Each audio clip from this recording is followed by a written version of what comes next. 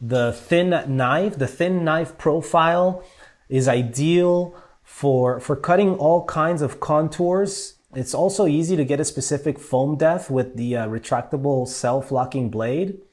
And lastly, it just has a nice feel all around with the rubberized grip. So it's just really, it works really well. I'm a big fan of the thin blade. Again, it's just really easy to go ahead and work those contours and basically get nice clean cuts. We also have available the replacement blades. It's a 10-pack for the thin blades, and those are also available.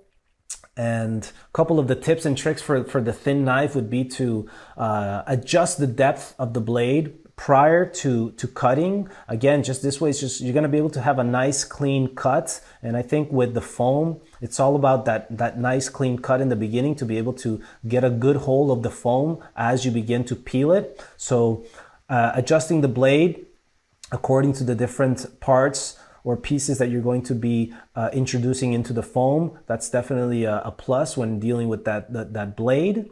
And also just taking the time to cut. So just don't rush it. Just take the time so it comes out nice and smooth. If you need to go over it again, go ahead and do so, just so that it gives you a clean cut, which will give us nice results when it comes time to removing or peeling the foam cutout.